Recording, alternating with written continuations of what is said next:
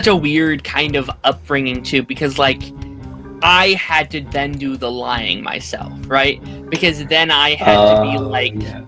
my cousins don't know and my friends at school don't know, so there had to be this serious like, don't say anything, you cannot say anything. And it was almost like living in this like undercover like world where I'm like, I know something that they don't.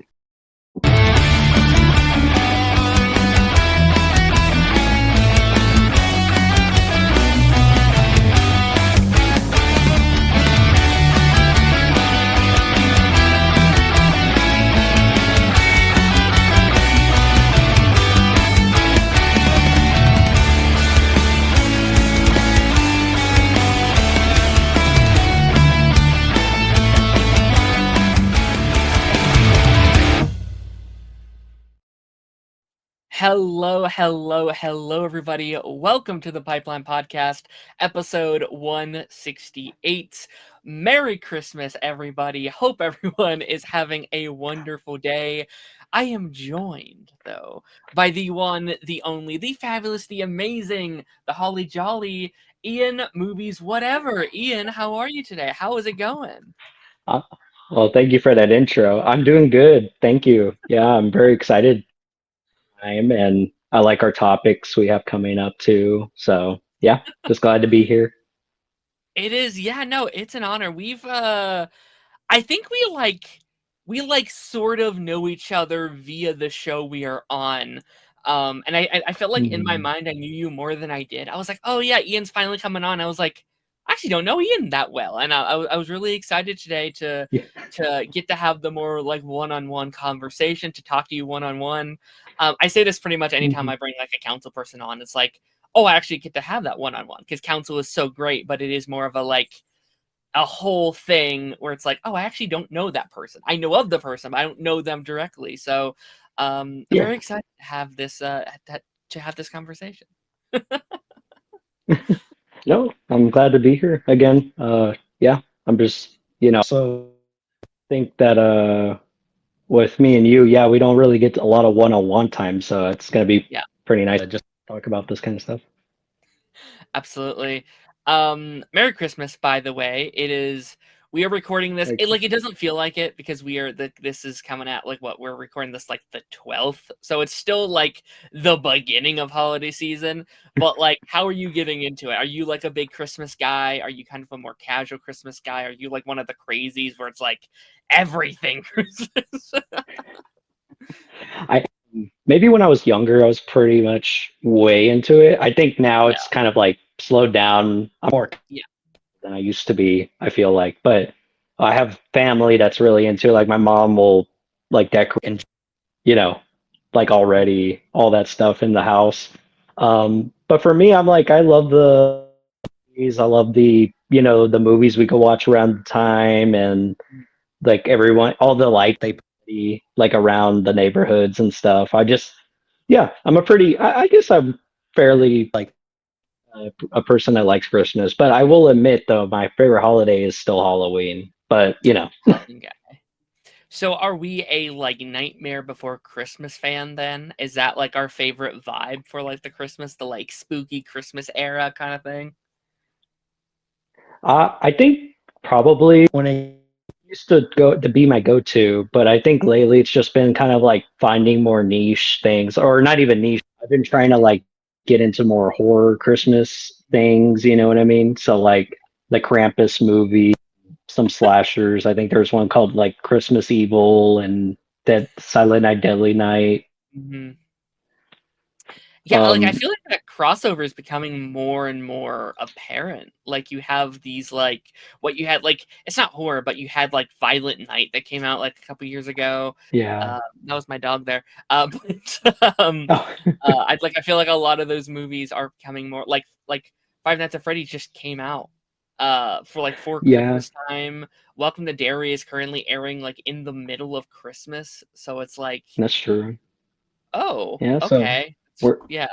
it seems like yeah, this year's a bit of a kind of aim towards a little horror now and this like more recently. So yeah, I agree with I also remembered. There's this one that came out on Shutter. If you're familiar with there was this movie called "It's a Wonderful Knife." So like a twist on, "It's a Wonderful Life," but Mm, slasher vibe and a really cool LGBTQ sort of like relationship in there. I like, yeah. that's really cool. That's I mean, and what, like last year they did like Terrifier 2 or 3, which was like a Christmas Oh, movie. 3. 3, yeah. Yeah, yeah. That was actually no. You're right. It just came out. Yeah, it just came out like last year or whatever. So yeah, you're right. Yeah. Do have So that that's vibe going on. but yeah, no, I think that crossover is definitely very interesting. We've slowly seen over these last couple years.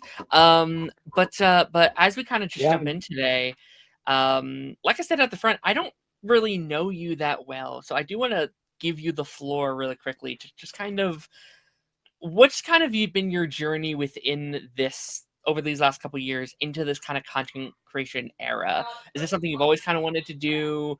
How long have you been doing it? What's kind of your story on like that side of things? yeah. Actually, yeah. For a long time, I was a YouTube watcher. Growing up, and for a while, I think I wanted to do YouTube, like I hobby, but also, I was thinking potentially as a career. But I figured when I got into college, Mm, the YouTube reaction content. So I had my own channel called and I reacted to trailers, other YouTubers like sort of skits, and I remember some like I think it was like some reality shows sometimes, but yeah, I did that for a while. Get burnt out sometimes with mm, content, and especially with reaction content for me, it just kind of it wasn't as like fulfilling or wasn't as like fun for me after a while. So I did take a once TikTok became kind of big, that's when I started to do more short form. And since then, I've mental health or sort of like content and just like daily like whatever content like sort of I mean, my main channel or my main page on TikTok is the movies one. So I some comic book days hauls and movie hauls and rankings and all that. So it's kind of just doing what I like now because I don't feel like with the movie reviewing content I'm doing, I don't ever feel like I did with reaction stuff. I think it just kind of like, after a while, just, but, I'm glad where I am now with it. So, yeah, no, that's incredible. There's definitely a lot more into that like reaction world. I think especially now, like I don't know when you were doing it, but especially nowadays, there is so much like competition in that field. It's such a competitive genre on YouTube, and I think you really have to stick out and you really have to make your mark. Um, and I think that is kind of the wonderful thing about this new kind of short form content era is like, oh, anyone can do it, and it fits so easily into their schedule, into your life. You can just hop on for 2 minutes and make it, and it's out. You don't have to spend 7 hours in like an editing bay and copyright and stuff like that. Like it is, yeah, I feel it 100%. no, yeah, your stuff came up a little bit sometimes, but I think with I also try to be a little niche with I used to do like specifically YouTubers would have some reality shows or something like that.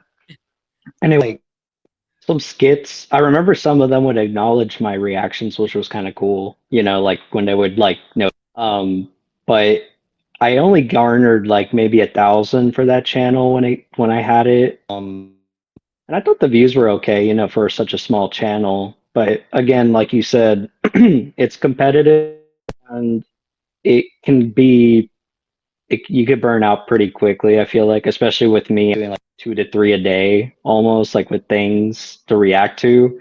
So it was my own fault, but at the same time, I just Mhm. taste with it for wanting to do it anymore. So, but like I said, now I found what I enjoy and, watching movies is what I love to do. So now I just love making those kind of videos, review them and let people know if they're good or not based on my objective, Yeah, my subjective yeah.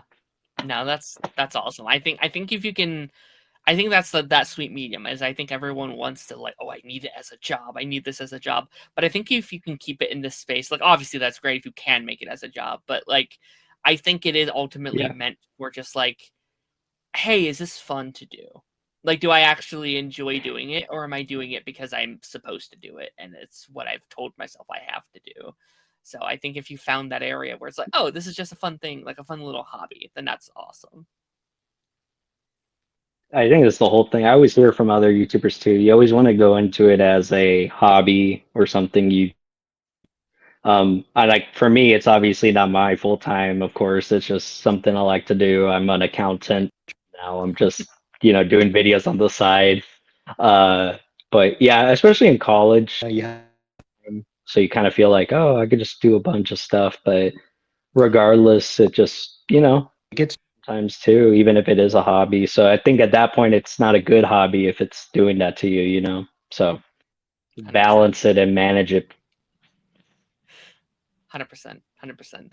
That is incredible. That is incredible. Um I did want to talk about a thing. I have some like Christmas themed questions here today that I'm going to be going over, some fun little Okay. things. Um but I did want to really quickly talk about the Supergirl trailer that has Oh recently come yeah. out. We are recording this on the 12th, which I guess spoils the like immersion a little bit, but we got the trailer yesterday as we are doing this. Um what was your kind of experience with it yesterday? Because I feel like that was like the major. Actually, yesterday was crazy in general because we had the Supergirl trailer and the Game Awards, so that kind of took over the talking You would, points yesterday. But how are you feeling now that we kind of got that Supergirl trailer? Is that a movie that you're excited for? I, yeah, no, I mean, let's say that like when things don't have the trailer out yet, I'm like, I'm not sure if I really care enough. And then once bits of footage come out, I'm just like, okay, I'm back in. And especially for this one, Mm, seeing Jason Momoa's Lobo, that was really, really cool. And actually, I think her costume, if I'm not mistaken, looked a little different than what it was in Superman. So I really like to I just like the attitude of that character now. mm. I just like her a lot. Trailer just really got me hyped up again. So I'm back in. What was your thoughts on it? I no, I really liked it. I wasn't sure.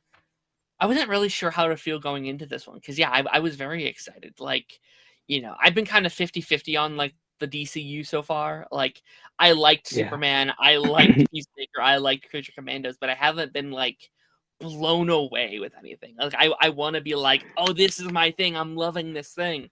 Um, and Woman of Tomorrow is such a beloved comic. I still have not read. I need to get on that. I know. But like, there's also a lot of pressure with that, where it's like, oh, this is one of the most like beloved comics of the last several years. Like everyone seems to really, really adore this comic book. But yeah, no, I think it looks really good. I know everyone's like, it looks like Guardians. I'm like, does it? Though I don't know. It's in space, I I guess. mean, I don't really get that comparison.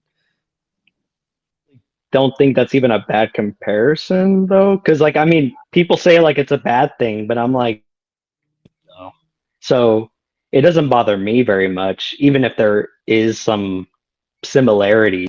I just that works for me. I know not everyone's a big fan of James's like Style, her yeah. style, so it Just really depends on you as a person.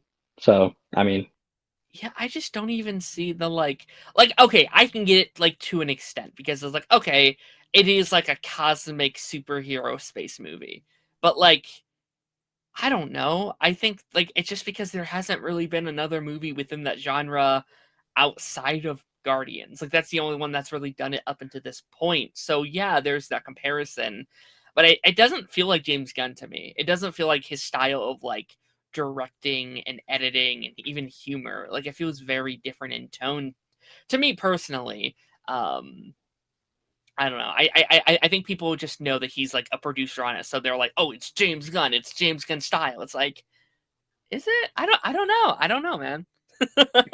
yeah, that's the thing. Producers is like people. I don't know if you've always noticed too when movies come out with the producer of, you know what I mean? And I'm Yeah. like, that doesn't mean anything really in the grand No. scheme of things. So, too, I don't think it's like fully James Gunn. It's definitely its own thing. It looks like it. The style looks different than Man or like you said, like Peacemaker or whatever you want to, whatever you want to point at. But I don't care. I mean, it looks cool. It looks exciting. I mean, I was already excited when I saw her at the end of the Superman movie, so I was just like, oh, I want more of this character. I want to see all of it. And just hearing Jason Momoa's Lobo, that was really cool. Even though some Mhm. people are kind of already complaining about his design and look, some of people. What did you think about that? I I mean, I will say I was hoping for a slightly better like look. Like I wasn't a huge fan of it being like this like super behind, kind of blurry, everyone zooming in, and I think like everyone zooming in kind of makes it look bad, and I kind of think that was a Yeah. mistake. It's kind of similar to like the like Superman first poster we got last year, where it's like, okay, maybe not the greatest first introduction. Like I think there should have been a shot where it's clearly like, oh, that's Jason Momoa, because I've seen like a lot of the like reaction channels being like not even notice it's Jason because they don't know who was cast. And I was like, I think they should have made it very clear this is Jason as Lobo, 4K photo, like 4K video shot, whatever. But I am excited for him. That's something I'm very hyped for. I've been waiting for another Lobo in live action for a minute now. Yeah. I mean, forever I've been wanting Lobo. I remember they had those a long it was like in limbo for a while. I remember they were just talking about a Lobo movie for the DCEU with the Hmm. never made. You know what I mean? Yeah. I So, know I I've never mean, actually seen it, but they did Lobo for Krypton, the prequel series, and like he was meant to get his own show. It was oh, meant to be like it yeah. was supposed to be like a spin-off. We had photos of it and like everything, and it never picked up. No one ever it never went anywhere because sci-fi's weird and they cancel everything they own. Yeah, no, I was about to say it was such an odd channel to put it on was sci-fi for me. I actually never saw it. I saw clips of it when it came out, but I didn't actually get to watch it. Did you end up watching the full series or I never no? I watched a lot of those like CW like DC shows. Krypton was never I watched like Hmm. all the other DC shows of that era. And there's a few like Krypton Pennywise or not Pennywise, Pennyworth, sorry.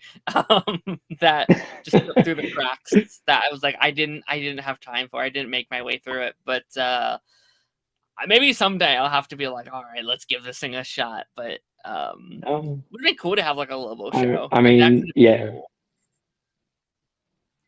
that would be cool. Bounty Hunter, so you could see so many different possibilities and sort of like adventures he could go on with that. He could go on as that character.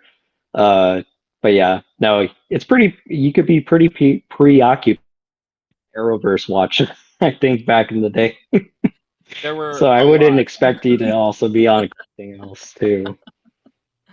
No. And like to be fair, I do think there's a good possibility that this movie will spin off into some kind of Lobo kind of thing. Like I could see I think so. Jason I don't think he's in this movie much. I'm assuming just a couple of minutes to please Jason, and then it's like, oh, this movie does well. Okay, give Lobo a movie or like a TV show or special or something.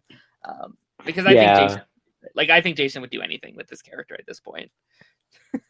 Oh, yeah. I mean, right away. I remember you remember when they gave the reins to James and Peter.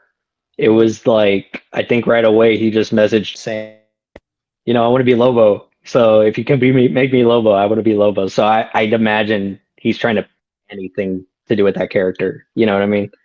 Yeah, I mean, even in like the old like Aquaman days, like when he went in to like audition, he thought like, oh, this is for Lobo. Like, there's no way I'm doing playing a hero. Yeah, They have to right. be bringing me on for like Lobo. It's like, nope, Aquaman is like, all right, I guess. Like he's been eyeing for this thing for years.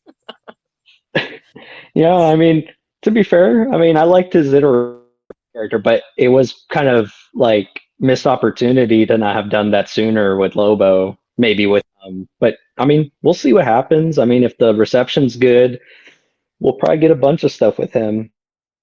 We just have to make sure this one does well. Again, like I know you're very what did you say? You're like pest or like you don't know for sure if you're like into every project coming out so No. far. but I'm pretty much like excited for everything. Clayface specifically is something I'm looking forward to a lot. Yeah. I'm I think this year is the like make or break for me for this universe, because so far it's been, and like I like James Gunn. James, I think he makes some great stuff, but I'm getting a little weary of that style for everything we've had so far. So I'm very excited to see what the DCU looks like at its original pitch, where like these filmmakers coming in and giving their own spin and style and direction on these projects. I'm very excited for that. I can't wait for Lanterns. I can't wait for Supergirl. Clayface, I'm on the fence of, but Oh, I do yeah. think Clayface is going to be good. I think the way they pitched that project was like they pitched it and they were immediately like, "Yes, go film it right now. Give it a date." which which is a good sign. I like when they're confident in that.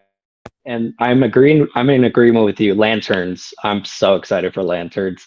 I think was it today we got that HBO like special look for everything. Lanterns came up. That was pretty cool. Ru- Rumors we're supposed to be getting a trailer for Lanterns today. That's the current Okay. rumor. It's like we're getting full trailers for like all of the HBO Max shows this year. Like I think we got like again, this is coming out and we'll probably already have it. But uh but yeah, like I think like Euphoria's getting a thing today and stuff like that. So it's like, okay, that'll be, it's interesting to release Supergirl and Lanterns back to back though. Like I would have maybe Yeah. spread that out. I don't know. Who knows? Yeah. I mean, I didn't think they delayed Lanterns till a little long. Like, wasn't it delayed or That's I the don't rumor. remember. I don't know how set in stone. It's now rumored to be like Oh, late summer, which concerns me. I hope that's not the case, because then you have like Supergirl in June, what maybe Lanterns in August, and then Clayface in Like they're all on top of each other. That sucks. I don't like that. yeah. Um, I don't Yeah, know. and that's what people had an issue with Mark having back-to-back projects so consistently. You know, you get fatigue and you also Mhm. just can't keep up. No, I agree with you. Yeah, I hope it's spread out more. I hope so. Like maybe those Yeah. rumors are, I don't know. Yeah. I'm hoping so. I mean, listen, like we're getting marketing. That's a good sign. That's a good sign of faith. Hopefully, they're like, it's February. We're like, oh, awesome, oh, great. Yeah. Although the like February, the like March thing does scare me a little bit, because currently, as it stands, we have like Daredevil, Born Again, Invincible, and The Boys. I think so. If you The add bo them to March Oh too, man. it's like, oh god. I know. Actually, thank you for reminding me. I forgot. Yeah, all in the same month. I keep Yeah. forgetting about that because I always see the memes on Twitter where it's like don't talk to me, don't look at me like during that March month for all those Mm. projects coming out.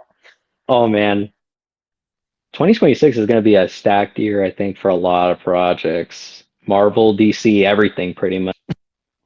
Especially within the like comic book kind of realm. Like there's something coming out every month. I think Marvel has what, like 8 or so projects coming out, and then DC has 3, and then like Oh yeah. Spider-Man Noir and Invincible and The Boys and all the video game. It's like we're not going to sleep. Yeah, no. It's going to be nonstop content, and especially for everyone that wants to content on it too. So, No, I for mean, sure. you know, I think you know this about Mortal Kombat fans, so Mm. I'm pretty excited for that, but I was still a little hesitant on their placement of that movie's release, so I don't know. We'll see. Yeah. Yeah, no, I think May's pretty stupid for them, but I hope Yeah, they do well. I hope they, especially if they're wanting to do a third one. Like I wish them luck. I Yeah. know. Hopefully, but we'll see. We'll see. We'll see. We'll wait. I will say before we move on from the Supergirl of it all, because I have a couple things I want to go over here, but I got a little deja vu as we're having this conversation, because the Christmas episode I filmed last year, we also talked about the Superman trailer. Like they got their first teaser that time Oh, of the year, and I was like, how cool is that? Like, how cool is it that they can stay on track like this? Like, when was the last time in like a cinematic universe that like a character is introduced in a thing and then like 6 months later we're getting the trailer for their project. Like that's awesome. Like it's been like 5 years Yeah, since we no, had like a Shang-Chi anything. Like, like Marvel's really struggled. Like when's the last like Black Panther thing we had? You know what I mean? So it's like that's really cool that they get to have that like consistency with just kind of right off the bat. I think it's pretty awesome. yeah, no, it is pretty cool. I mean, it does too, starting this new universe, so they're just trying to keep it Yeah. sort of that, each other, but keeping that consistency. Because yeah, with the issue with Marvel is just kind of like character, they may come back, maybe they don't. We don't know. You know what I mean? Yeah, where's our Young Avengers? Where's our Shang-Chi's? Where's our Kate Bishops? It's like, ah, I wish I knew. Love those characters. same. Okay. We have a series of fun little Christmas questions. Christmas question speed round, if you will. So, Starting now. Greatest Christmas song of all time. uh, I mean, I have my go-to, really. Surprisingly, it's Last Christmas. Ooh, Like that's fun. mine. Yeah, I That's like that. mine though. I hear a lot of discourse though, people saying that a Christmas song just because it's like a heartbreak or it's like a love song, but I'm like, it says Christmas in it. I don't see why it's It's such a big very much deal. a Christmas song. Yeah, no, I think I like anything that's come out this century, to be honest with you. Like I like I know so Yeah. many people are so like, oh, this new gen Christmas music. But it's like, yeah, but everything else came out like 100 years ago. Like we need some Yeah. new Christmas songs. We need something There's a fresh. lot of yeah, no, I agree with you. I do like I think I heard recently there's a remix from Sabrina Carpenter for a non like she has a song called Nonsense. And I'm like, this Yeah. is really good. It's incredible. Greatest Christmas movie of all time. Man, I know, especially after rewatching two movies, I'm like rethinking my All are up answer. there. Yeah. Um, I don't know. I mean, I used to have like a yearly Christmas movie I'd always go to because I grew up with like Polar Express, the Home Alone movies, the Peanuts special, the Christmas special, and then you remember those claymation ones or the stop motion ones you don't care for, but but uh, I don't know. I think if I had to pick one, I mean, I guess I probably I think I think that would be my pick for Elf. Elf. Elf is good. Elf is fun.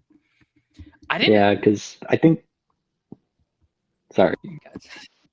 Go ahead. It's fine. No, I was just saying that no, it's just it's like a mix of very funny. It's still kind of whimsical. It has that Christmas spirit. It just Mhm. it's all the boxes for that kind of neat, Yeah. feel good holiday movie. Yeah. I think it's one Yeah. of them that really changed the genre. I think like for the time, right? Because I think we were getting like a lot of the same kind of Christmassy movies. And I think that one was like, oh, we're going to meta with it. Like we're going to be very silly and really like change what like a Christmas movie can be. And I think after that, everyone was like, okay, now we need to fix what Christmas movies are and like really change the genre. Um, I loved ever since I watched it a couple years back. Klaus has been my favorite Christmas movie. I just adore Yes. Klaus. It is Klaus. I fell in love. Like I think I always had this kind of like neutral with Christmas movies. I was like, oh, I love these movies, but like none of them were like one that like stood like above the crowd for me. And that's changed Mhm. since then. Like I have a couple now that I'm like, oh, I really love this. But I think at the time I was like, oh no, that's my Christmas movie now. Like I watch it every year. It's so beautiful. Like it's so insane what they're able to accomplish. But like, yeah, since then, Home Alone, I think actually really rose this year after like revisiting these. We'll talk about those soon. Um, the Mhm. original Miracle on 34th Street is, I think, a gorgeous movie. That's probably my favorite take on Santa Claus. It That's is. such a brilliant movie. Um, but yeah, no, those are some very good choices. Yeah. Um, No, I'm glad you brought up Klaus because that definitely recognition as one of the Christmas movies of all time, you know? I just yeah. voice acting just has that great I just yeah, I love it too. So, I think it's the only like modern classic Christmas movie, to be honest. Like I feel like it's been a long time since there's been a Christmas movie that like really stood the test of time that people talk about every year. Um, like like the early 2000s had a bunch, and like the 90s had some, but like since then it's been a minute. Like there's not ones that really stick out. I feel like. I yeah, guess Violent Night cuz might now. Like I feel like that one gets a lot of talk now, but yeah, there's not a lot. yeah, they come and go now. I feel like nowadays, like you said. I think some like you said they're blending horror now a little bit, so you get some of those, but none of those are like very memorable. And then Mm, that Red One movie that came out, I didn't like it that much. Trying to make an action-packed Christmas film, I didn't tried, work for yeah. me. I mean, unless it's bad or so bad it's good movie going forward, maybe I don't know. But Yeah. you also got like the right to get on like streaming services. Like I think Disney Plus had like Noel, Yeah. had like a Christmas Chronicles or something like that, and like Those are pretty fun, but yeah, they don't like have like a nostalgic. I don't know. Like I don't see anyone still talking about those. They tried to do the like Home Alone thing for like Disney Plus a couple years back. I which yeah. I haven't touched the sequels. I haven't dared to touch the sequels. Don't Maybe I should don't someday, but worry. A little bit of my thoughts on those, but we'll leave that for later. yeah, no, those are great choices. Um, have you ever returned a gift that you didn't like? Have you ever like Ooh. gotten something for Christmas and was like, "Thanks, Grandma. Is there a receipt?" And just I know. Growing up, it's kind of like that where you're always like, don't, don't, don't like, take the gift, later, maybe you could go. I think if it's ever happened, a lot of the times it's always been like maybe just something I already had, and I just had to go take back because I already have it. You know what I mean? Like a double of something. mm, But I mean, I didn't care for it was probably like something like I don't know, like just been like a shirt or like something that I didn't have any use for that I mean, I wouldn't tell them, but I'd be like, yeah, no, I love it, and then maybe I can't give it exact yeah, I that's can't fair. give an That's fair. That's exact fair. example, Yeah, but I will. It was always like a double of a present. So fair. You ever uh you have grandma come back the like following year being like, "Oh, where's the hat I bought you, Sonny?" It's like that's I so forgot funny. it at home. Don't worry about it. I Oh, wear it all the time though, so don't. yeah. It's getting a lot Don't of do use out of it. Just not for the time you get to see it though. That's the only thing. it. Um, favorite Christmas present you ever got? Ooh, question. I think I've always thought about it too.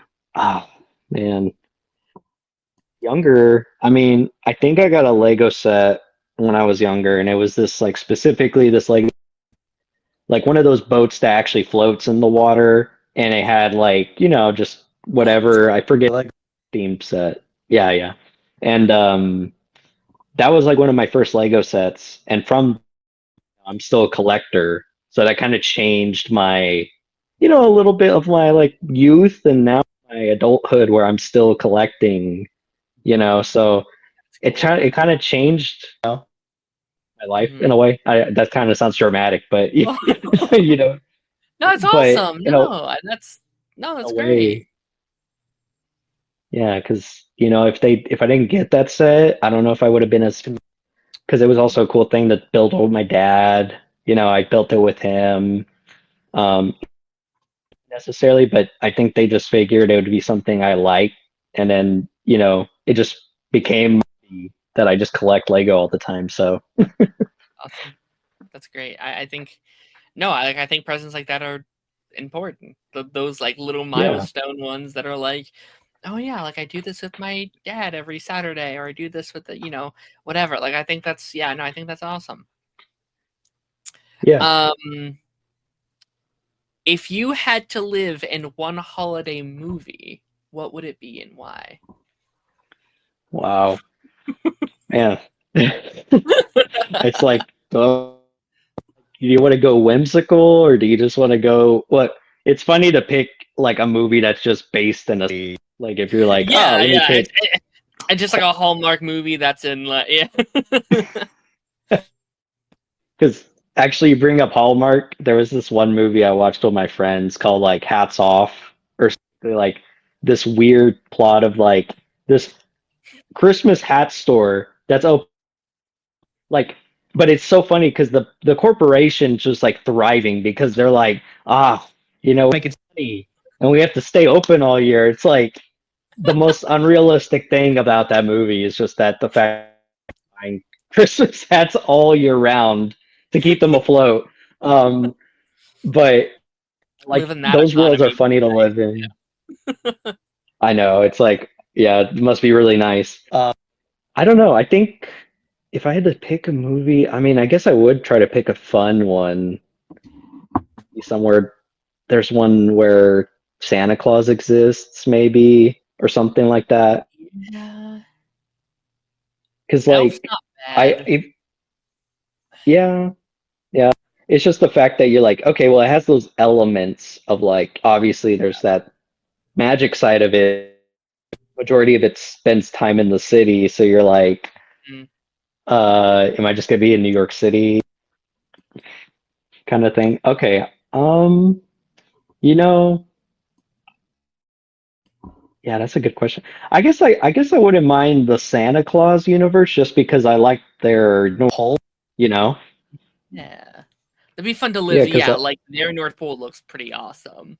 That one looks pretty cool. uh, because they I've watched all three of the movies, but they had that short like series they just for a bit, Yeah. and I don't think the quality was quite there. The set pieces and all Yeah. the North Pole world they have. So I mean, I would pick the universe would be kind of neat. Okay. Okay. Hell yeah. Like, I think just, and I know this is a bit, I don't like it, but I would legitimately, I think Whoville would be kind of cool. Like I yeah. would like to spend a day there. Maybe not the whole holiday season, but like a day in Whoville does kind of sound fun. No, I know the bit that you're like, I don't like the Grinch, huh? Yeah. No, but you know what? I agree with you. That one's also a neat world to live into.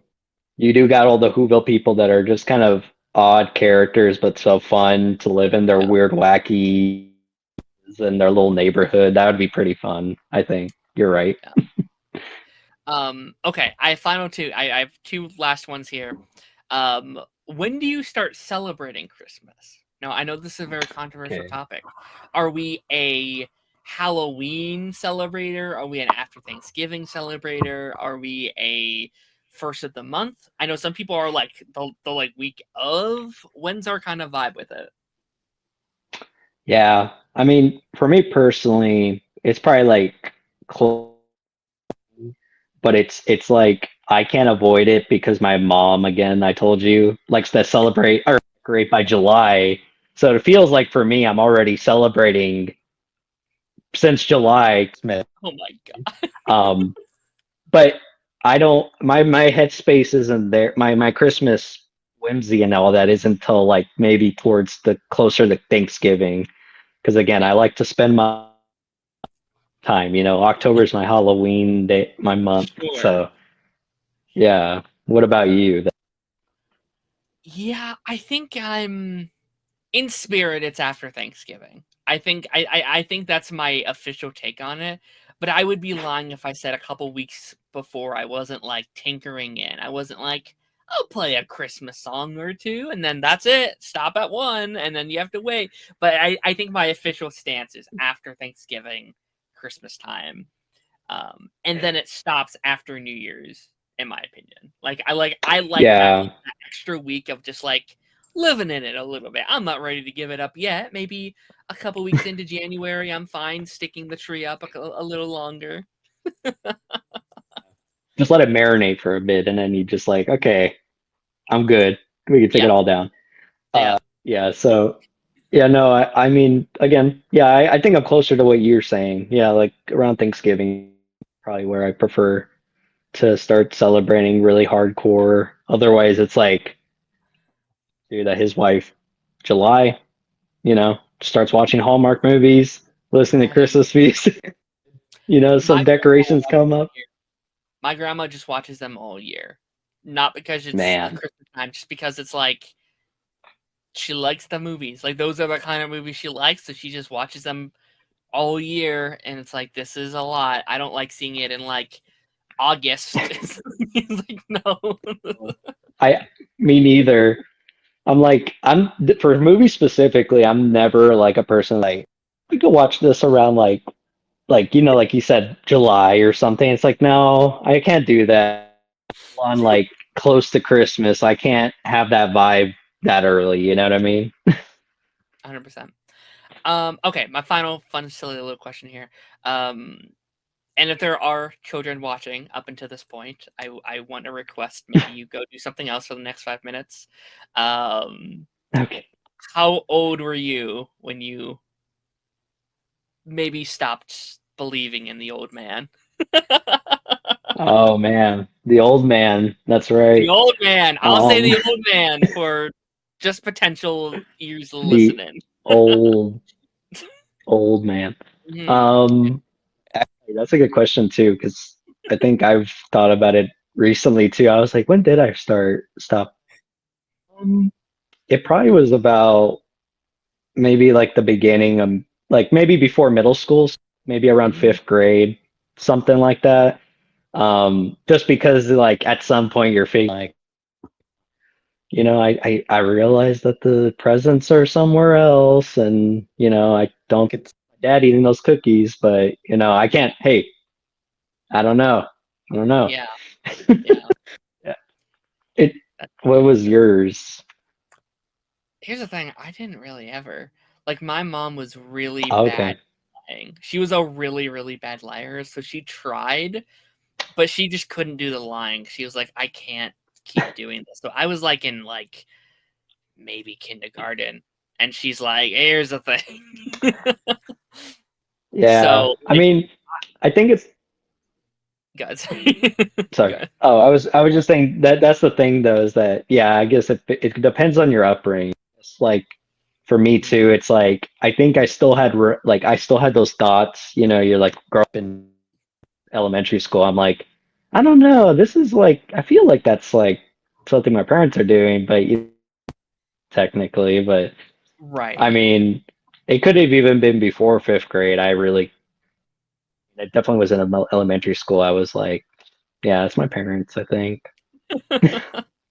That's So, fun. No, I and, like, it was such a weird kind of upbringing too, because, like, I had to then do the lying myself, right? Because then I had to be oh like, yeah. my cousins don't know and my friends at school don't know. So there had to be this serious, like, don't say anything. You cannot say anything.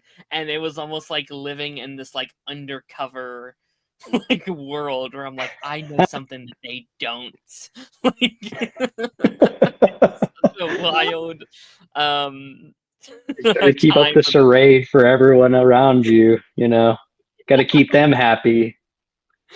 What you mean and though? like, That's funny. my my brother, he just turned 11, and so like last year was his last like Santa year, and like Okay. me and my dad were talking about it, and we're like, I'm shocked he didn't learn sooner. Like, kids have iPhones now. They have like they can just like look up like is Santa real, and Google would tell them like nope. Like, you know what I mean? I know. Like, Just like it's such yeah, a it's yeah, an like AI bot. yeah, like it must be so much harder to keep that secret up now when at the like tip of your fingertips you can find out anything you want. Just like not even about that, just like in general, like kids can find out whatever they want now, and that's kind of a scary thought, to be honest. Yeah, they have a lot of internet than we used to have, at least growing up. It's like Yeah. crazy. They're like, "Yeah, look up anything, like you said, on Google, or find anything like that maybe they shouldn't, it's just scary too. I mean, especially with also AI and all that, which we've talked about in the past and stuff, but it's just the fact too is that stuff like that is like developing young minds. Maybe we could Yeah. go back to a less super involved technological childhood sort of thing, you know what I mean? It does, not to get off on a tangent because I do want to get into the main thing here, but like it does Of scare me when course, I'm of seeing course. like, 2-year-olds with their own smartphones. It's like, but what about the toys? Like I what know. about the action figures and the cars and the I don't know, it does scare me, and like long term what does it do? Like I know, like I think our generation, I think we're the same generation, but like we had it at like a certain age. We were doing like the iPods and we had, stuff at a certain point, but I think Oh like yeah. it took a while. Like phones, at least again, this is such a boomer sounding conversations, but like I don't know, kids didn't have phones, and if they did, it was like, a flip phone, and like, like I Yeah. remember things like, oh, like when you turn 16 or 15, you get a phone, and kind of like that was kind of the vibe, Yeah. and now it's like, oh no, it's instant. No, no. I no, you're right. Cause yeah, my first phone was one of the like the flip keyboard phones, and that was like in high school when I got mine. Just, Yeah, make sure I'm all right or got on the bus, you know what I mean? yeah, That's, yeah. I mean, Like I also had an I, iPod, like you said. yeah, yeah. No, it's definitely and which like I'm grateful for it too. Like I'm grateful that like Hmm.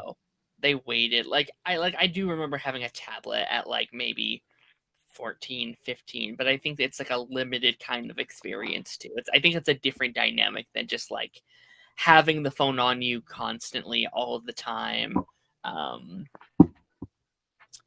I mean, um, yeah, there's that whole meme about iPad kids now, and yeah, just kind of giving them that instead of trying to like maybe, you know, experiences off of it, just I mean, I know it's hard sometimes for people to have all the time in the world to do things, but maybe just kind of limit that a little bit, you know what I mean?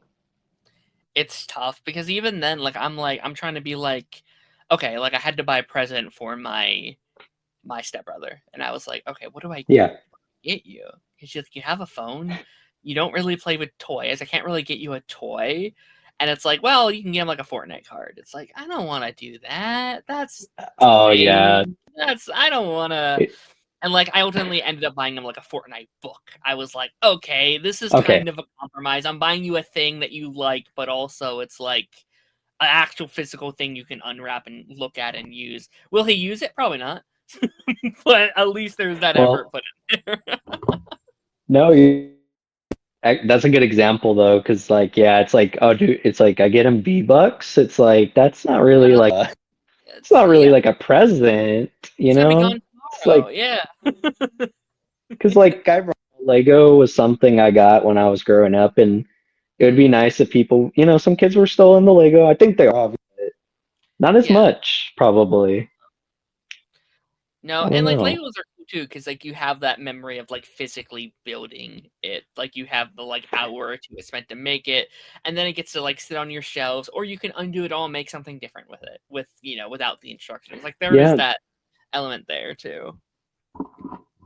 yeah. There's that creativity, and like with it and everything. Just Hmm. so like, yeah, it's like kind of sucks now. Sometimes kids are just like, I want V-Bucks or I want a gift card for something, Yeah, yeah. It's about that moderation, I guess.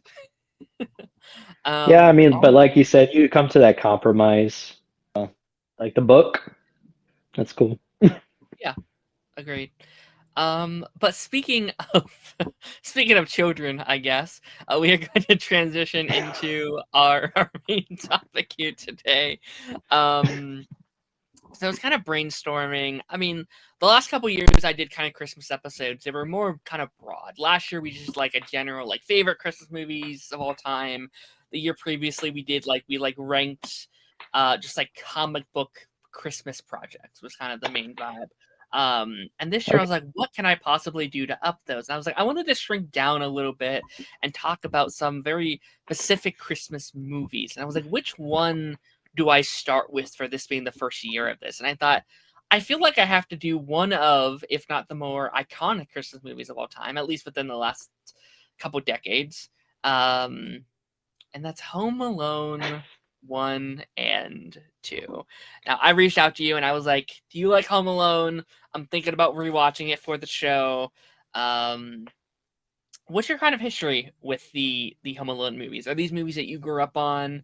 Were these a staple in your household, or are they kind of newer treasures for you?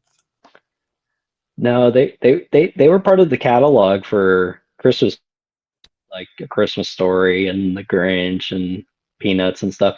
Yeah, I watched the first one, second one, but I always went back to the second one more so as a kid, you know, that was like the one go-to Mm, today. I mean, but I like both of them now, like somewhat equally, but I do that was it was a growing up movie for sure. I mean, also having Kevin, you know, a lot of Christmas movies revolve around a kid at your age, you know, but it was kind of neat to have this kid do some like, you know, yeah, I but do that was think my it's kind history. of it is kind of like the kid dream. I feel like to be like, oh, you get to get rid of your parents for a day. You get to run the house. You get to like. I feel like at that age, at least, it's like this is awesome. There's no rules. There's no there's no consequences. I can do what I want. No one to tell me what I can and can't do. So yeah, I would agree. I think as a kid, it's definitely like, oh, I can understand why we enjoyed it as a kid and why it is such a staple for so many kids. Um, but like we were saying, like kind of at inside the green room, I was like, these movies are weird because I did watch them as a kid, but I feel like I had only Yeah. watched them straight through maybe one or two times prior to doing this, because I think it's one of those. I think Mm, movies of this caliber at least are weird because they're like they're on all the time everywhere. Like every Christmas party you're seeing bits of the movie, the like dentist office back in school when they would have like a movie day around Christmas, they would play it and then they would stop halfway through because the bell would ring, and like it was stuff like that where it's like I've seen the movie a lot, but like as I was watching these, I was like, "Oh, I don't remember this. Oh, I don't remember this. Oh, there's this scene. What the hell? Like, what? There's this scene. This is I don't remember this at all." And so I was very much like, "Okay, this is a almost a brand new experience for me watching it from start to finish." But no, yeah, sorry. the same. Yeah, that's an interesting thing. Actually, funny you brought up that at school they, you know, put on the movie. I do. They also put on the Christmas Vacation movie. I remember one time, Yeah. which is also a good movie, but Yeah, you know, no, it's fair. We used to do so many of those where it's just those like half day movie things where it's like, oh, we're putting on a movie, and it's like you never get to finish it. You never get to actually enjoy the entire movie. Or like when they do, it's like the like day you're sick and you're out, and it's like, oh yeah, we watched the movie. It's like the one day I'm sick, you guys finished the movie? That sucks. But but no, I really enjoy diving back into these and being able to watch these. And I think my big takeaway from both of them, I think individually, is I think that Macaulay Culkin is really, really, really good. I think he's so much yes, better than I remember him being. I think this movie only works, and maybe that's apparent with the like previous like four movies that they extend to make after he leaves. Um, but I think this movie only works because Macaulay Culkin is such a wonderfully charming actor to watch on screen. And I feel like I could watch that actor just like do pretty much anything, and it would probably be enjoyable. No, I agree with you. Yeah, especially for a kid actor, I think a lot of people, you know, like either they're good or not, but he was so expressive in the film. He was able to like portray this like sort of like weird like it's so go about like because once he's home alone, he gets to do like all these things like adults would do. He's just Yeah. acting like it's nonchalant, you know what I mean? He's like, yeah, I have a coupon for that orange juice. Put it on there, please. Or is this dent or is this toothbrush station? Stuff like Which that. Like yeah, no. I, I was just gonna say the like toothbrushing scene really wrecked my brain because you have like a child steals a toothbrush and he runs out of the store, and like I understand this is like a different era, but I'm like, let the kid have a toothbrush. If someone is shoplifting a toothbrush, they need it. They need that toothbrush. I'd I be like, good for him. I All right, like let him have it. But they have a policeman chasing him down the streets for a toothbrush. That was probably what 99 cents. Like, Yeah, well, I think less actually back in the 90s probably. But yeah, you're right. I'm like, what an overreaction to and it's a kid. It's not like it's an adult, like 7-year-old that yeah, just, it's a toothbrush, like you said. Why? Who cares? I know. It's like if it was taken from Target. I remember when I was working there. Would tell them to go after anybody, just let them go. You know what I yeah. mean? But for them, they were determined. They put him behind bars. We need this kid off the street.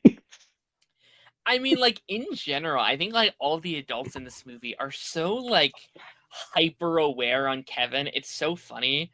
Like I think in like today's society, especially again, especially with everyone on their phones and doing all their things, they wouldn't even notice Kevin. Mhm. Like if a kid goes into the store, whatever, it's fine.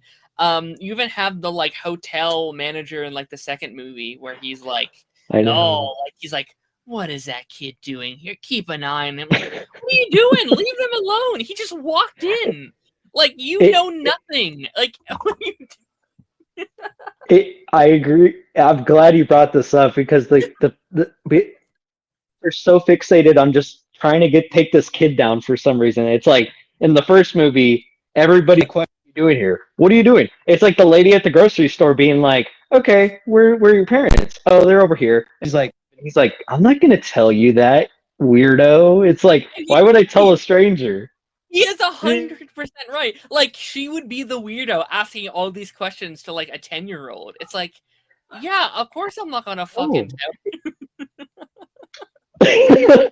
That's what, and then Tim Curry's character just be get this kid. Oh, I can't wait till he goes. It's like he acts like this is an adult. He's gonna get put behind bars. He's like, man, I can't wait till this kid goes behind bars. Oh, I got him for credit card fraud. Ooh. Also, what a weirdo to go into their room and just kind of stare a little bit in the shower. By the way, Very once. weird. Yeah, no, it's so like yeah, no, they are like especially Oh, Tim Curry's character. I was like, what a freaking weirdo this guy is. Like, get a like you are clearly not getting. You have so many other things you could be doing at a hotel around I Christmas know. time, the busiest time of the year. That no, and like insanity. Even like Uh, even Marv, right? Like even like those two are so hyper fixated. Like that kid looked at me weird. What is he thinking? Like, yeah, what does he want? Like, it's like, what? He's a child. What are you I talking about? I know. I was like we were watching that night. I was watching it with my sister, and we were like like you said, Marv looked at him. We're almost killing him. By the way, he's ran.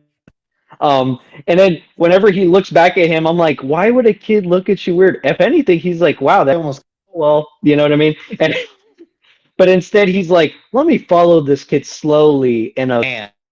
You know what I mean? That should be the right Yeah, move. Yeah, that'll get him. it's so yeah. Them There to and be like like, yeah, like Marv and Harry are so weird. Like they're so, like I love them. I think they're great villains. They're so much fun on screen. Like no hate to them whatsoever. Actually, I think they're incredible. Hmm. But yeah, like their morals are so strange because there's scenes where they're like kind of decently like upstanding citizens where they're like okay, like they care about like the environments and like they don't want too many people to get hurt, and then in like the next scene they're trying to like murder this child. Like they just don't care. They're trying to blow his head off. They're trying to like burn him alive. It's like, where do we stand? Like where are Oh my you god. on the like morality scale? It's so It's so odd. Yeah, because it's like they're purposely because Harry and Marv's whole to check on every house to make sure everyone's gone, and they're just gonna steal what they have in their houses purposely because any, well, you don't want witnesses, but you also don't want to get anyone hurt, like you said. yeah. Uh, like don't forget wet, by the way. Got to leave that water running. Got to get that water bill up. But Marv, yeah, Marv is. They're both kind of odd, like you said, in their moral. I think they're pretty upfront in the second one, with just being like, Mhm. there's that kid, a And reason to to go get him. murder him, yeah. Yeah, the Which murder. Yeah, with a gun. and like in front of people, by the way, as well, there are Yeah, like hundreds of people within the city watching them. If I was them, okay, movie one, I kind of get it. They're like, oh, it's whatever, it's just this kid, whatever. By movie two, I'm like, we're tackling into another city. Like we're getting as far away as the one person in the city that can like recognize us of our crimes. Because no one else in that city is going to give a yeah. shit. No, they don't know who these guys are. They're off free.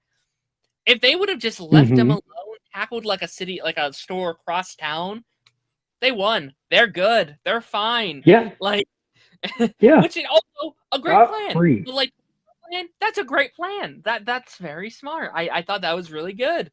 And it's just like they get so sidetracked with this little child that they're obsessed with. It's so funny. It's so good.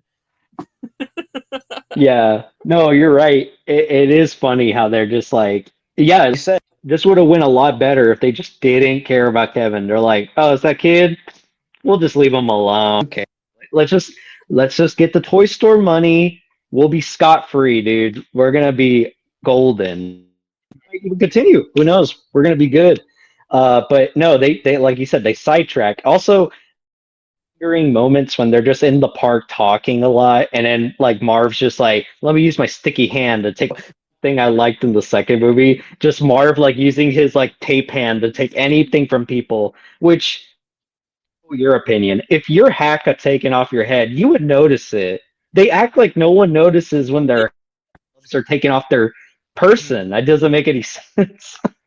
It's interesting seeing in that era of just the like the like donation money that's just an open bowl, like that's not a Yeah. thing anymore. Like they're locked up for people Mhm. can't do that exact thing. But I do love that line where it's like, oh yeah, we escaped federal prison to steal 14 cents. Like that's such a funny line. Oh It's like it's my really good. god. Yeah, that um is a good line. but no, I love I do just love Kevin's kind of journey, I guess, throughout these movies. Hmm. I love and is it a bit basic of just like it's about the love of the family, but I do love kind of like Kevin's like um I guess his like just the way Kevin views life, I think, is what's so great about these movies. Like he takes everything so literally. He has that innocence of a child still that I think we don't see a lot anymore in these kind of movies. And I, Yeah. I love that he literally thinks he has the power to bring back and make his family disappear on a whim. Like he still thinks this is the power of Christmas when it's like I wish I'll never see you again, and then the like I just want them back and they show up instantly. Like that's so funny. That's so good. I think it adds a lot to kind of his character. Even the like thing in his basement where it's like the giant scary machine in his basement, the like washing machine is Yeah. like, you stop it now, and it stops. It's like, oh, okay, thanks. That just works.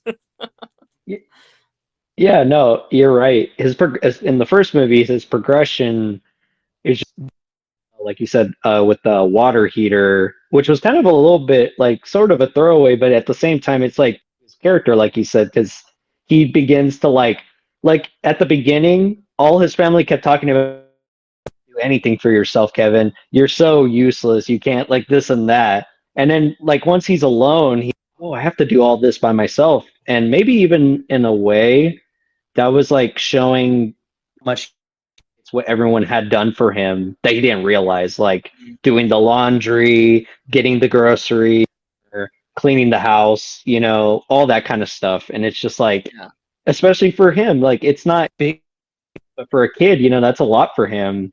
yeah. And it's kind of like he's realizing, like, wow, this is a lot. Also at the same time, realizing, like, man, I do miss my family because you do genuinely feel like after so long, you miss the people, even if they probably didn't treat you well, which we can get into later if you want, but issues with that family.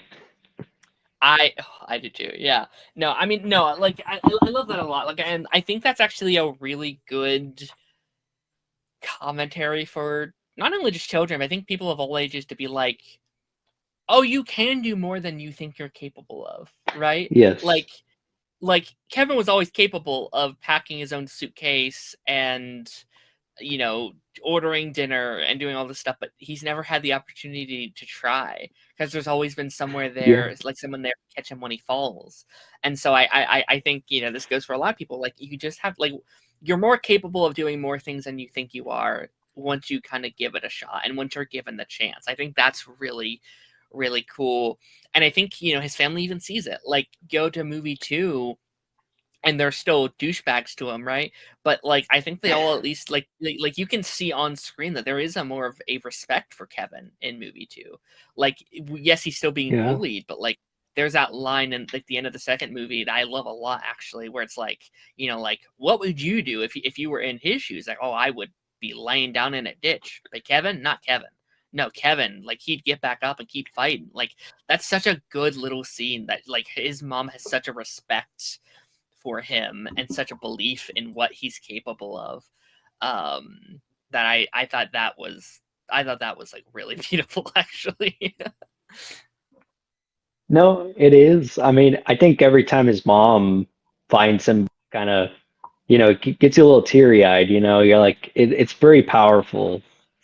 Yeah, I think this might be my favorite like Catherine O'Hara performance, to be honest with you. Like I love Catherine O'Hara a lot. Like I love Schitt's Hmm. Creek. I love The Wild Robot. But like she gives her all in these movies. Hmm. Like every time, especially those like third act Catherine O'Hara, you always get a little emotional where it's like, oh, she's acting her butt off. Like I think especially that second movie, like the second after that second movie where she's just kind of at her wit. It's so emotionally. It's like like what would you do if you were in my shoes? It's like I do the same thing actually. Like it's so she does such a Yeah. good job. Yeah. Regardless of how it happened, she is very determined and to find Kevin. And she shows that through like that sacrifices. Like she's like, okay, I'll give everything I can to these people to take their ticket so I could go back to Chicago. And all I'm like, it's kind of weird. I like the polka guys, but at the same time, you're like, yeah, I guess I'll go with these random polka guys back home. You know what I mean? Um, but like you said, yeah, I love Catherine O'Hara's amazing in Schitt's Creek, and she's also in Beetlejuice, both of those. Yes. Um, Yes. and I love her too. She's awesome. Actually, what'd be fun? I wish she. This is just a slight. It's like she would be perfect in a Devil Wears Prada sort of like movie. You know what I mean? I could see that. I could see that. Yeah, Actually, she's had like a great couple years actually, because like obviously she did, Beetlejuice. She did Wild Robot. She did Last of Us this year, which she was one of my favorite parts of this season of The Last of Us as well. Like she's that's doing right. well. She's having like a bit of a Yeah, comeback now that she's done like what 7 seasons of Schitt's Creek. She's more free to do other stuff now. Um, but no, I mean, and like yeah, like we could talk about the family. Um, some yes. bullshit Um, each time pisses me off. Gets blamed for I shit it's not his fault. oh, yeah, the okay, so from the first movie, right? Like this whole all these kids, like also too many kids. I don't care if it's not their kids, there's just too Anyway, many kids in that house. It's just the fact that like everyone insults him for no reason. It's like this kid's 7 or 8 or whatever, regardless of him being like, they're like, you can't fix your suitcase, Kevin. Oh, you're so stupid. You're so dumb. And then not just that, but like it's from the adults too. Like I hate yeah. his Uncle Frank. His Uncle Get Frank out, is a you cheapskate. pervert! Like, Dude, in the second movie, I'm like, what is thinking? Like, you really think your 7-year-old nephew's like, oh yes, definitely gonna get my uncle this time. Gonna go and register to watch him. It's like, and then whenever the milk spills and all that, it's like it was instant like being an yeah. asshole and being like, I ate all your pizza, Kevin. You want it back? You know what I mean? Mhm. Also, by the way, I'm sure you caught it, but it took me so long to remember that when the milk spills, they just pass. And I was like, oh, that's why she was like, where's his passport in the plane Mm. about that. Oh, And said he but also, that's by the fun. way, disgusting that they're drinking milk with pizza. Like that's a horrid thing. I hate that. But Uncle Fred calls him a little jerk, and it's like, okay, so from the domino effect, that wasn't even his fault, by the way. I think purpose, Mhm. by the way, in both movies. Like he makes it a big deal to be like, oh, he's so powerful, and then he just made me fall. You know what I mean? It's Mhm. like, oh man, oh I want to see like a part of me wants to see what is it, Kate's his mom, right? Like I do kind of want to see yes, everyone's dynamic when they're not in like the most stressful environment ever, because like a part of me wants to go yeah, after Kate being like, well, you should have handled it this way and this way and this way, but like what is your dynamic with your son on like, June the 7th, when it's not like the craziest day in your household? Like I want to see their dynamics, because we only see it from the POV of like, we are going on vacation. And like there's a part of me mm, that wants to be like, well, you're a bad mother for leaving him.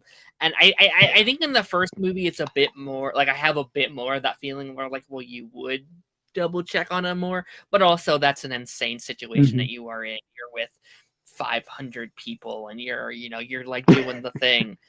Um so like I get it, although I don't know, like there is a little bit of like that unbelievability in my head of just like, someone would have seen or said something a little sooner. Although I will yeah, say I think the second one works a lot better for me in that aspect. Like in that scenario, they were all with each other and like they weren't sitting next to each other, mm, so there wasn't a factor. That one I was like, that works better for me. That makes a lot more sense. yeah, How many people go missing around the airports? Like people get lost, people get separated. oh I think the most unrealistic yeah. part of that is that they let Kevin board the plane without the passport, like without the like What checking with that. Yeah. Well, that was a pre-time before something happened that Yeah. they were with a lot of stuff in airports. Mhm. But yeah, I agree with you. The scenario for his Boston, New York is works way better just because like you said, you could understand you got everything. But in the first movie it's like the mom just like is a believing her niece or whatever being like, "Yep, and then even when they get on the plane, it's like you would still check to see if Kevin was like coming on the plane with y'all. And it was funny too. I do like that little kid that's just like, "Hey, yeah, so they're going to Paris, isn't it?" And then the guy's like, "I don't know what you're talking about, kid. Just leave me alone." You know that. And then also the kid is he doesn't come on the second one. He's just in that first one to be like, mistaken for Kevin. Also, like what kind of the kid's so rude because he's like rummaging through their bags and stuff. Like, whoa, that's sick. A bouncy ball? No way. No, it's really good. Like again, I think I prefer the first one, to be honest, and maybe it's just because like iconicness of it. I think the second one might be a little bit Mhm. better though. Like I think the second one kind of works, especially as a sequel. I think it's like one of like the better like as a sequel works really well that I've seen, because it would have been very easy to just do it again, right? You could have just done the first movie again, but slightly different. And I think this movie works so well because it works with your expectations. The first like 10 minutes kind of operate almost exactly the same as the first movie, and you're kind of like, oh, here we go again. And I like the scene where he's like, I'm all here, mom, and he's like he's in the front seat. It's like, oh, okay, it is different, and I think that works it so well. Almost everything about the movie outside of like that third act, which is pretty similar to the previous one, works as it's kind of a new experience. You are watching a new independent movie that gives you new arcs and new characters and a new environment, and it works really well as a sequel. And I think a movie like this, you could be like, well, what other story could they possibly tell with this, with these characters? And it's like, it works. I think it works very, very Yeah. well. I like that. It like they could have went the like lazy route, but it felt like they made 1 and 2 almost as this like part 1, part 2 kind of story, especially since they were filmed a year apart. Like there wasn't much of a gap in between the two movies. So unless I'm wrong about that, You're right. I I think mean, one was even like if it wasn't, I think they were. yeah, Yeah, I think so. I mean, yeah, no, either way, like you said, I think they weren't filmed that far apart anyway. It's like maybe 2 years isn't that big of a the gap, you know? But no, I agree with you too. It's like you said, like other obviously they could have gone the route of just doing the same thing, but I mean, I think John Hughes, the director, knew not to like go that route because, obviously we would have been like, comparison would have been there for you to be like, do I prefer this, the original, or do I prefer the cool same thing, him alone? But it's like you're thrown into a new environment with New York being such a actually utilize the city pretty well, yep, surprisingly, because I think places that put their setting as New York utilize it very well because they're not really exploring it, and if they do, they go to like very like like kind of like generic, like oh, Manhattan, like Times Square and stuff like yeah, that. You know what I mean? Like, let's take him to that hotel. I know he goes to Central Park, but at least like that's like just going to Central Park, the hotel, the toy toy store, and just store, the streets of New yeah. York too.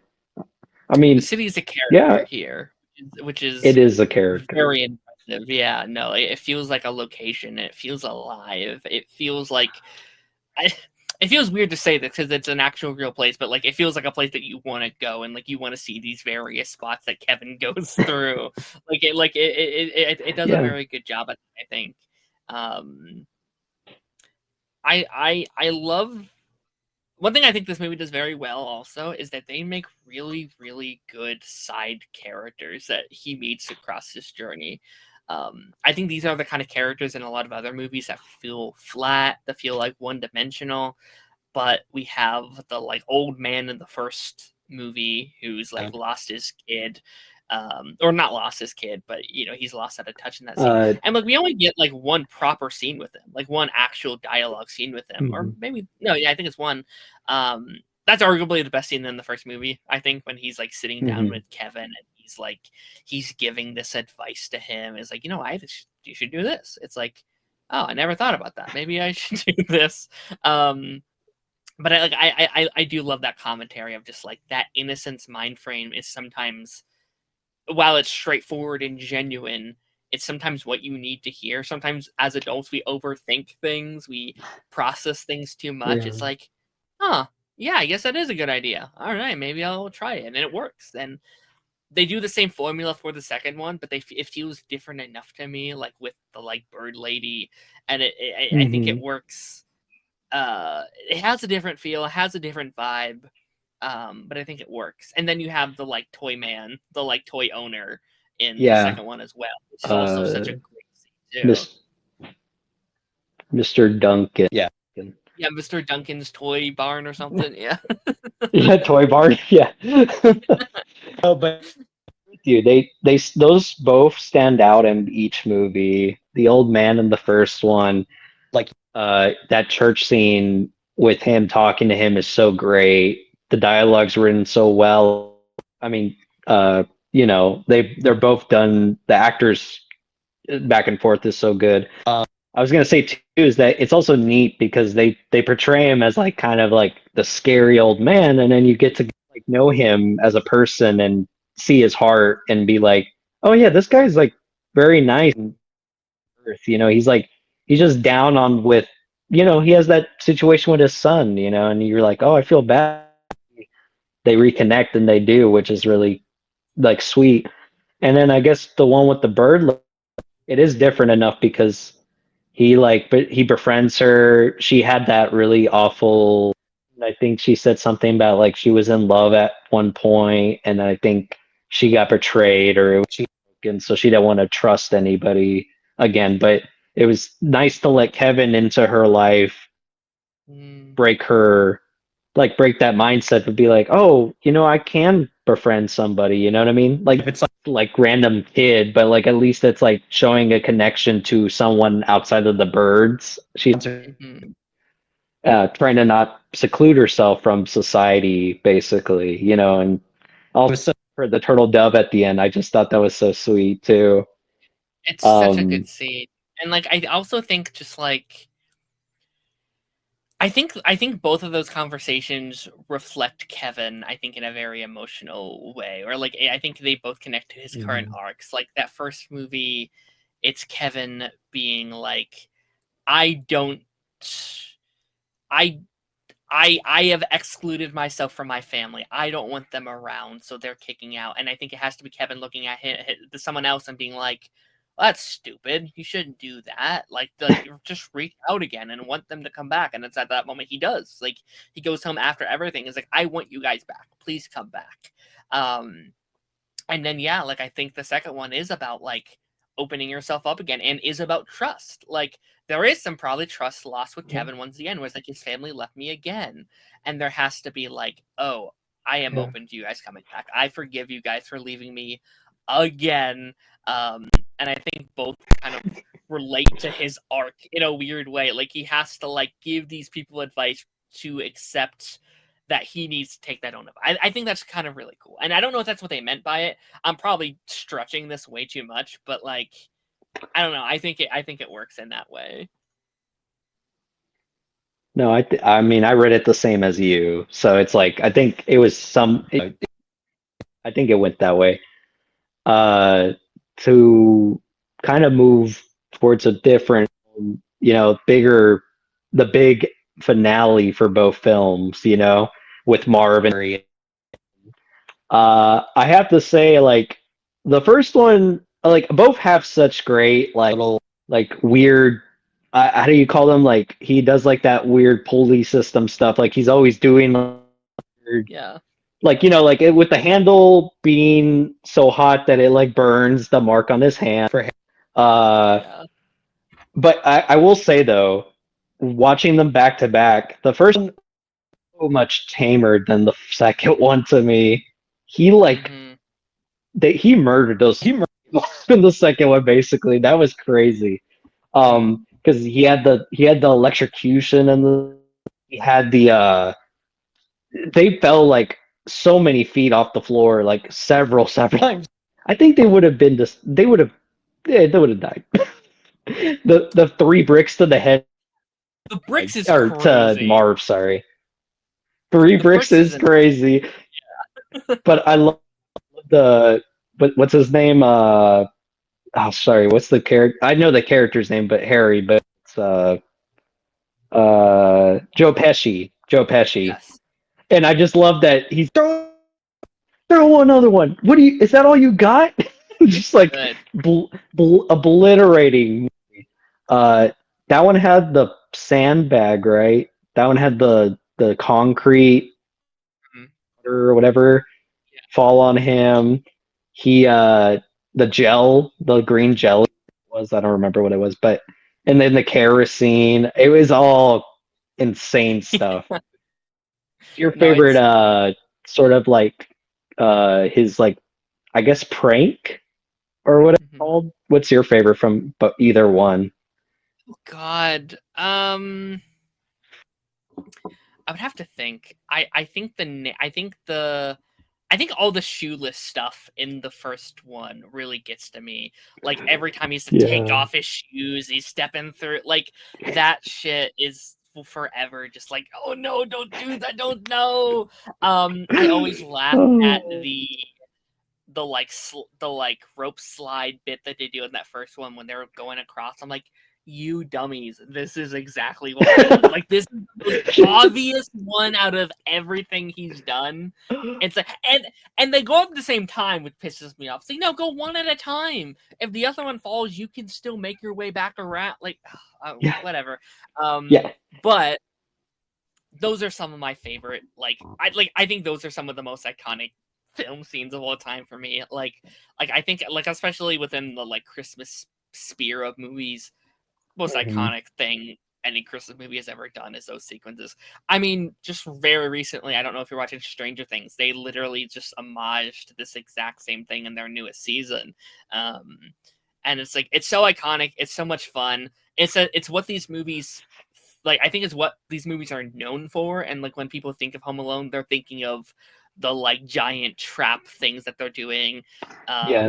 I like this suddenly Kevin becomes Batman all of a sudden and he has to protect his city. Like I love it so much. I love all the memes where it's like who would win, Batman or Kevin. It's like, yeah, Or maybe Kevin. I don't know. Like it's so I good. mean, I do like that. You said like, especially for an 8-year old, it's just so funny how outlandish it is. But it also shows the character being such a smart kid, to be able to come up with this on the fly. Even in small instances in the movie, I remember when he like bought those pearls when they were chasing him. Remember? So And it smart. was Yeah. crazy. Yeah, it was like crazy how quick he was on his feet to be like, oh shoot, let me get these pearls. Ball, I go. You know what I mean? Like it stops them, and I'm like, man, that I wouldn't have thought about that. I would have kept running. You know what I mean? That wouldn't have Yeah. been a thought in my head. But I don't know. I I kind of one sometimes because I like how over the top it gets a little too like mean sometimes, but pretty good. The second one Mhm. with like, especially when Marv gets electrocuted, they do that gag where he quick second and then he goes back to me just oh man. And you noticed it, right? When they also break their bones so many times, they crack them back into place all the time. Yeah, they're It's like just crazy. like, "Oh my god!" Like again, any one of these things should have killed them. Like almost all of these on their own. Like you definitely do have to put a little bit of like disbelief aside, being like, Oh yeah, okay, there's like you like don't think about it too much, and no, it's incredible. it yeah, be a little more cartoony, especially with like gags where like like I said the skeleton that toolbox hits them and their like noses are splatted like they're like this and just having to put it back into place. I was like, oh man, that was Mhm. crazy. No, I mean, like you said, they're known. These movies are iconic for that. Those traps and the Saw movies. I don't know. No, yeah, I think But I think these movies are iconic not even within just the Christmas spirit, but just as movies in general. Like I think these are yeah, known as some of the most iconic movies of this era of the 90s. I think there's a reason for that. They're so much fun. They're so chaotic. They have that energy, but also they're not like they're really wholesome, and I think that's what I took away from hmm it most this time. Like you think about the funny fight scenes and the music, which I'll talk about in a second. But like I think what makes these movies so memorable are those quiet moments. The moment in the first one, actually, I think I love a lot the like fake Santa scene hmm when like he's going home, like Santa's going home, yeah, and he's like, "Hey Santa, I know you're not the real one. I know you just work for him. Can we please hmm talk?" And I love that scene so much because it's I think like that scene shows Kevin's kind of arc fully on display there, where like he's mature, he knows something, but he doesn't know the full thing. I think that's what makes it so yeah. charming, is he kind of fills in the blanks of what he does know. And just that, like that Santa was so nice, being like, "Yeah, I just want a family. Like, if you could bring them home." And he's like, Okay, all right, I'll let him know. I wonder what's going through his brain. Like, if I was Santa, I might be like, should I call the police? Like, where's your family at? But he's like, all right, here's a Tic Tac, have fun. Like, it's like, oh my god, all right. Your dinner, kid. Yeah. No, you're right. And I guess I don't know. I think the second movie scene was probably with Mr. Duncan, right? I Mhm. think when he gave him that 20, and also, what he told Yeah. him was like, he said savings, like he said it was like something like, oh, sorry, I'm trying to think. He said something like away from Buzz and like in a jar in the garage or something. Yeah. And he's like, this is all I kids at the hospital need it more than me. And then of course Mr. Duncan's like, wow, this kid is so like and so selfless with his like he's like, okay, giving you all the money. And then of course the turtle significance and what Mr. Duncan says. I love that scene so much too. It's just very Yeah. these movies are definitely very good with that. No, they're very wholesome, and I also just love how Kevin G's money as well. I think that aspect of it's very funny because I don't think he fully Mm. understands the significance of it. He will just kind of be like, "Ah, this is all I need anyway." It's like, what if you're here for like a week? Like, what if you need the money for food and what? But he doesn't. He doesn't think about that. He doesn't. He's just like, "Well, I got candy, and I." By the way, like that would be so much more expensive than what they like. The whole thing is like, you spent Oh, $900. That would be way more than $900. Holy shit! that that costs twice that, I think, just the hotel room probably Just the room alone is probably nowadays. $1,000, and now you get all this Oh food for yeah, a couple of days. Like you're looking at like $15,000 to $30,000. I'm thinking like it's like absurd. yeah. That it's also funny watch like you said watching it now. It's so funny to watch that bill come up, and I'm like, that's not too bad. That's pretty good actually. Yeah, I would love that. You know what I mean? I was like, I could That maybe actually sounds like scrounge that up. I don't know. Like for like all the food he yeah, does buy, it's like, yeah, that's okay. That's not bad. Um, good. And he orders a limo and stuff too. I think that's a probably part of that limo. as well. Yeah, like again, Yeah. this isn't just like a hotel. This is like the best hotel like in New York City on like the week of Hmm. Christmas. Like those are not cheap. Those No, not at um all. I guess the last thing that at least I have on my side is I love the music in this movie. I think the music in this movie is incredible. I think it's John Williams. His score for Hmm. this is beautiful. And then like somewhere in my memory, I don't think I really had a love for it before like rewatching this, and I the like that score begins to play in like the intro for the first movie, and I was instantly like brought back of like whoa, like that score has power, that music has power, like it's so associated to this movie. It like reminded me of like a Jurassic Park and like the score in that, or like a Star Wars, or even like an Avengers, where it's like, oh, like that score is so connected to the movie. And I think that's how you know they've cooked, when you have a score that's that iconic, where like you think of the score associated with the movie itself. So I thought that was really cool.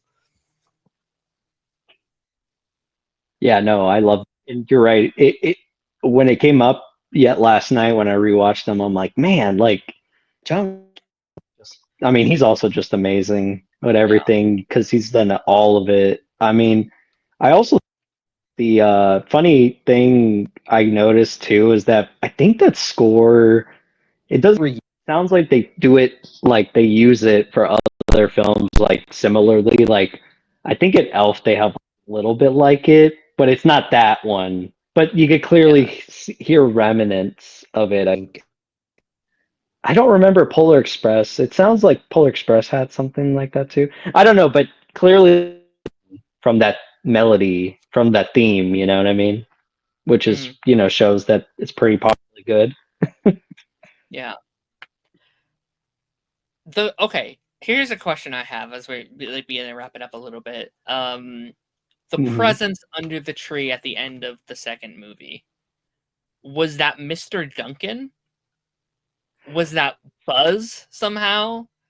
Or was that Santa Claus? Was that the power of Christmas? As a part of Christmas. Uh,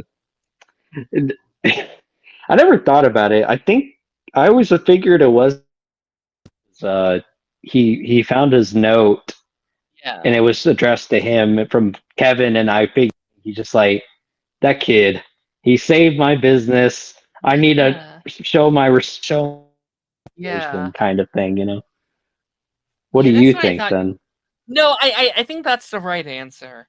I do think that's the right answer. It seems like the one that just makes the most sense, unless it is fucking just like Santa Claus, which in this movie it could just be.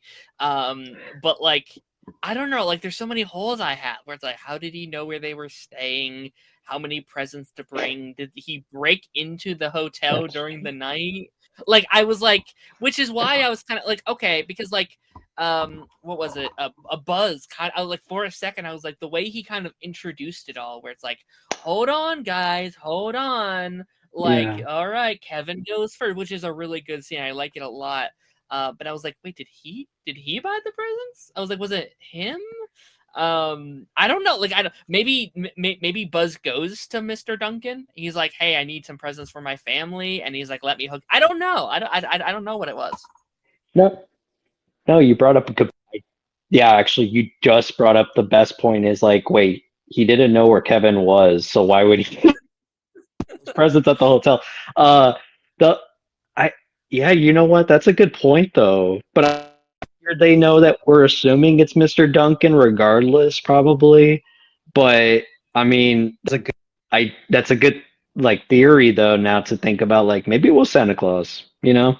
Mr. Duncan obviously, I guess. Oh wait, Um now hold on. When now we open up a good theory. Is Mr. Duncan actually Santa Claus?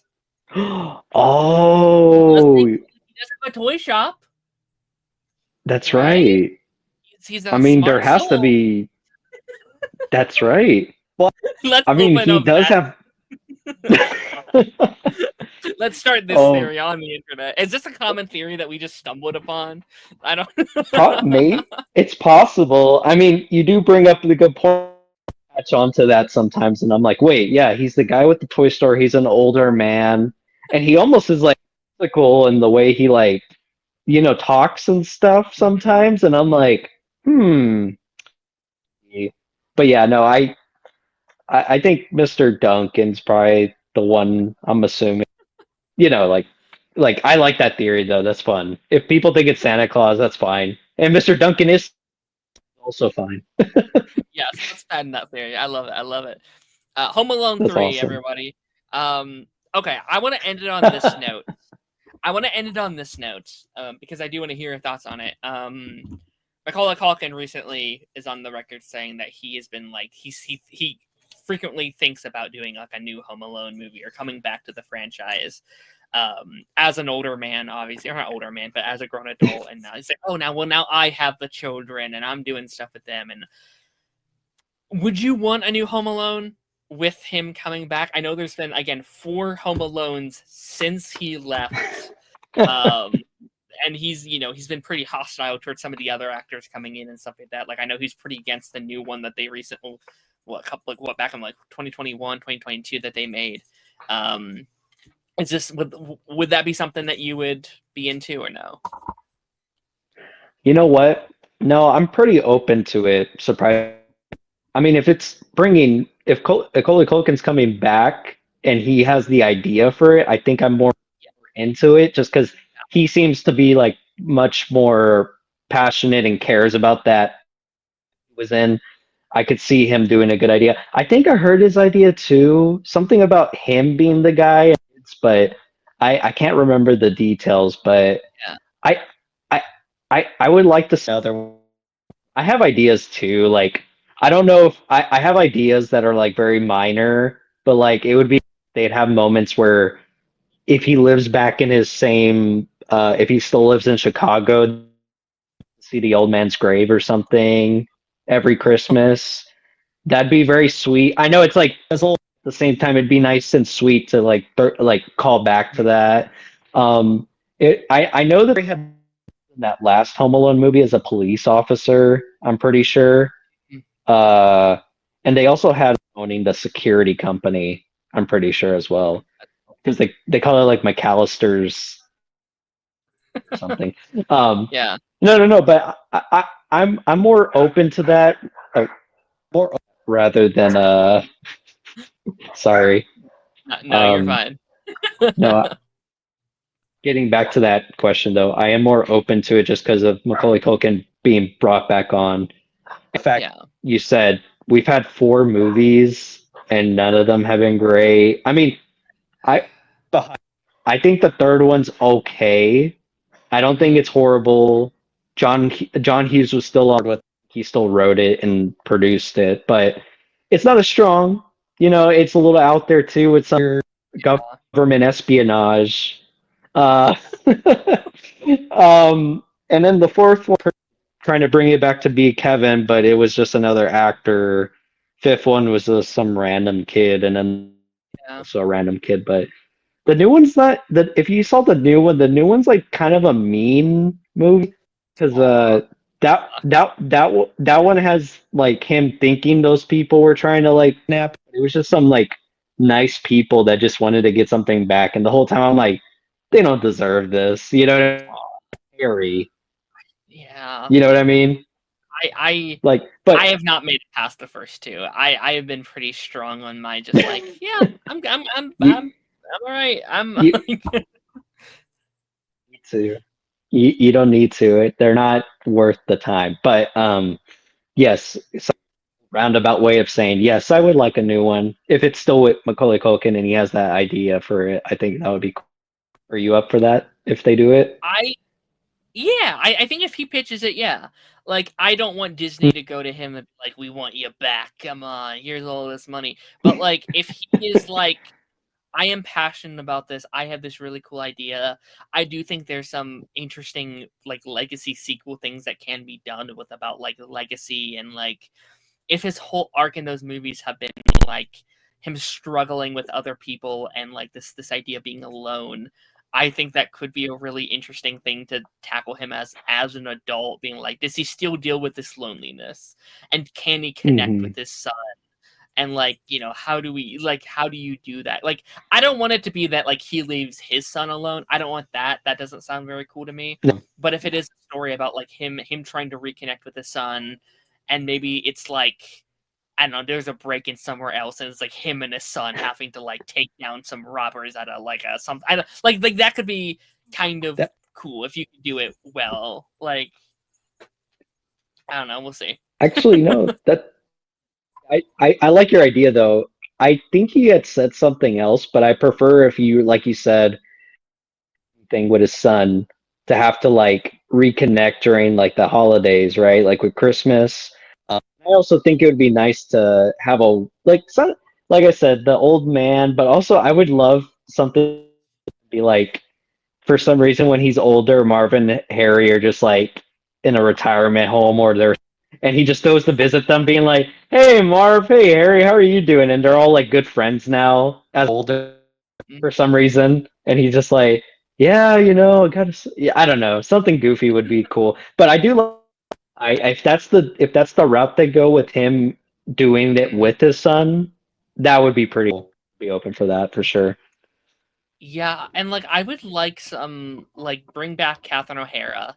Maybe not a lot of her, but I Hmm. would like to see kind of like her, because you said like the fourth one's also with Kevin, right? Is that like canonically supposed to be Kevin?